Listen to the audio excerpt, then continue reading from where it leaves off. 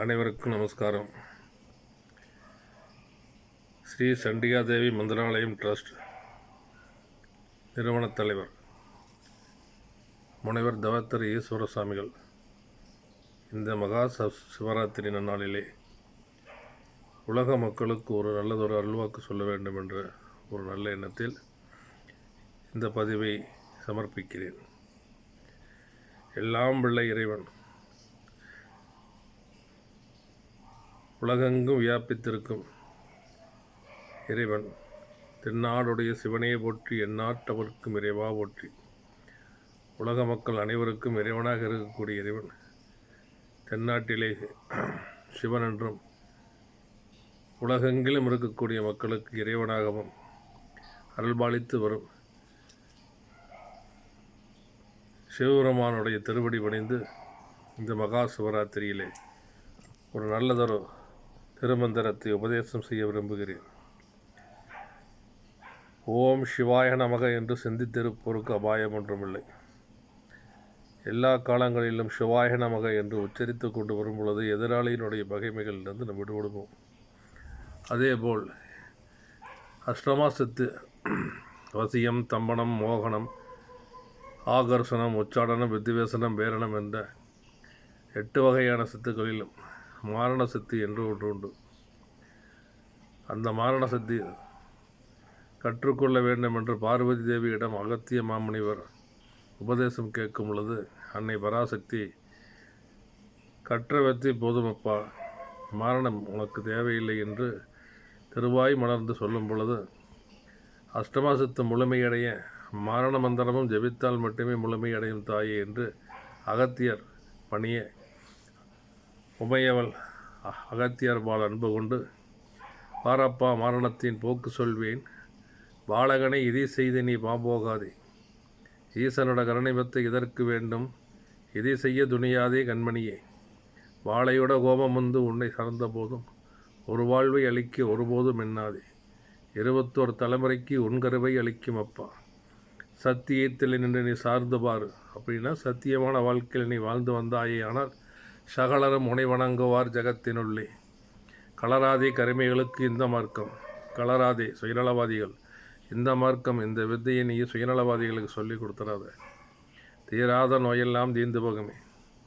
இந்த வித்தியை தவறானவனுக்கு போன 21 தலைமுறைக்கு அவன் கருவளிக்கும்.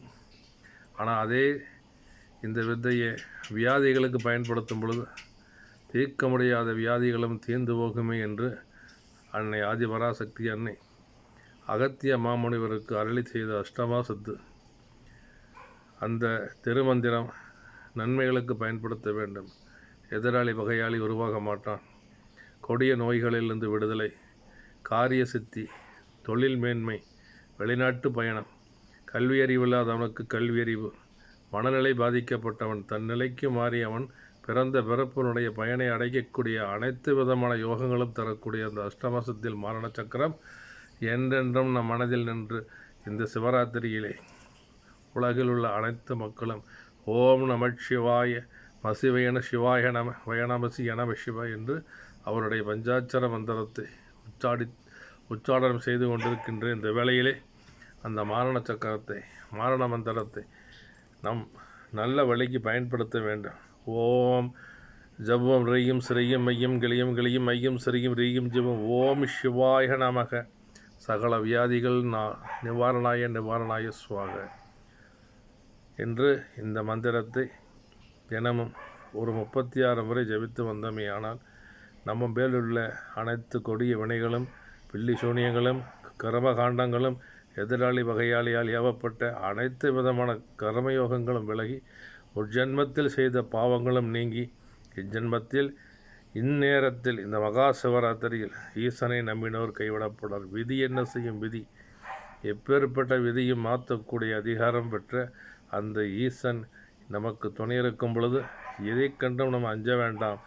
இந்த சிவராத்திரி நாளிலே இந்த வேளையிலே சரியான கதிர்வீச்சு ஓடிக்கொண்டிருக்கின்ற வேளையிலே இம்மந்திரத்தை உச்சாடனம் செய்தால் வாழ்வில் வெற்றி பெறலாம். அனைத்து மக்களும் நோய் நின்றி நொடியின்றி தொழில் மேன்மையோடு காரிய சித்தியோடு சகல கர்ம வினைகளும் நீங்கி சுகம் பெற்று வாழ்வார் என்று அன்னை சண்டிகாதேவி அம்மன் திருப்பாதம் வணங்கி அருள்வாக்கு கூறுகிறேன். அனைத்து மக்களும் பயன்பெற்று வாழ்க்கையில் சகல நலங்களும் வளங்களும் பெற்று வாழ வேண்டும் என்று அன்போடு கேட்டுக்கொள்கிறேன்.